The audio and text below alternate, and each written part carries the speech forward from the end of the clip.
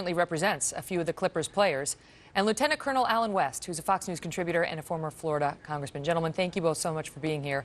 Steve, let me start with that because Mark Cuban went on last night to talk about how he believes that trying to divest property from someone in any way, shape, or form because of something they said in the privacy of their own home, he said, that's not the United States of America, and I don't want to be a part of that. Have you heard that sentiment from anyone other than Mark Cuban in response to these remarks? I have not, Kelly. It's definitely heating up I'm in Miami, and it's starting to heat up in the NBA, and I can tell you, I have not heard anything, but we do have the First Amendment. Now, these actual disclosures in terms of how these audio files were actually brought about, looks like there was a little bit of invasion of privacy as well. Well, if she taped him without his consent, then she's violated the law because California is a two-party consent state, as I understand it. And so that means both parties to a recording would need to say, okay. And if that didn't happen here, then she's violated the law. Let me ask you, Colonel West, the question tonight, no one is defending the remarks. Nobody is defending the remarks. The question is whether the deprivation of his property rights in terms of his ownership rights of a sports team, his financial livelihood, and the swift condemnation by every corner, basically taking away his livelihood, is a slippery slope, as Mark Cuban suggested.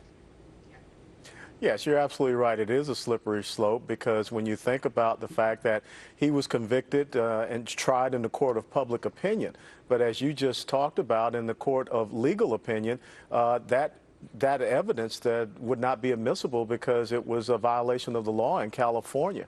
So you do have a sense of a slippery slope where all of a sudden do we have to be very concerned about what we say in private, that it may be taped, and of course it gets released to TMZ and it gets out there and then you're tried and convicted. This is really a business decision for the National Basketball Association. Right now we're in the middle of the playoffs, and the last thing they want is the black eye and the specter of this hanging over them. It'll be interesting to see what happens in the next game between the Golden State Warriors and the LA Clippers, which will be played in the Los Angeles area.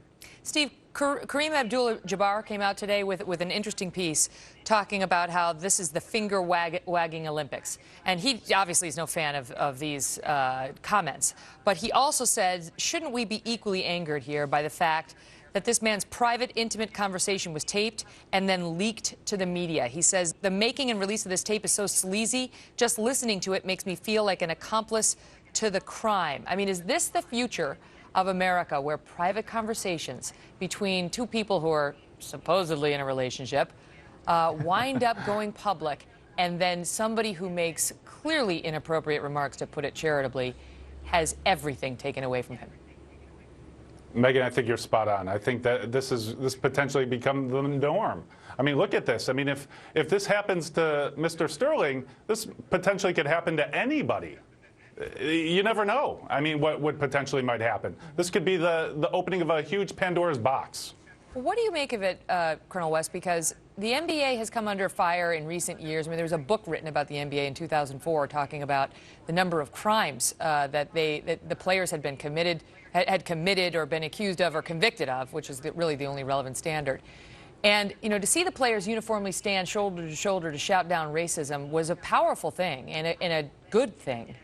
But it would be nice if we could see more of that in these sports leagues when we have players abusing their wives, domestic violence, shoving their wives or girlfriends down flights of stairs. I mean, the outrage that's been directed against this man for his racist comments is commendable. But what about all the other horrible acts we've seen committed in professional sports by some, not all? Where is the shoulder-to-shoulder condemnation of those items?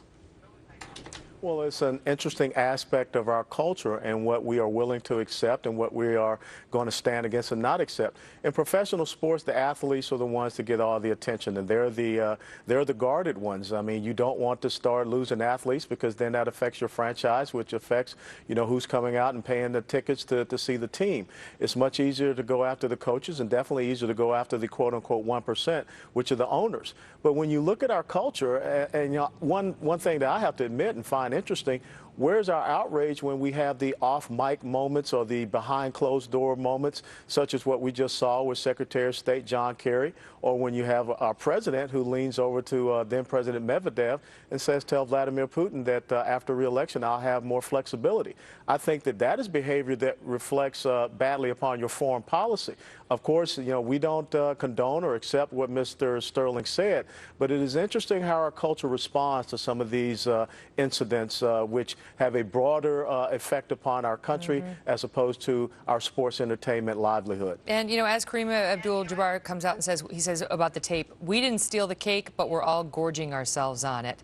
And he says he hopes whoever made this tape is sent to prison. I mean, it's an interesting thought in the day and age where we have an internet inside of our house and we are subjected to potential hacking and taping without our knowledge, whether we're now living in a society where we as a society will consume the products of that taping, even if it's potentially illegal, and act upon it, almost instantaneously. It's yet another question raised by this whole mess. Gentlemen, thank you. Thank you, Megan. And now to an extreme weather alert for you. 75 million Americans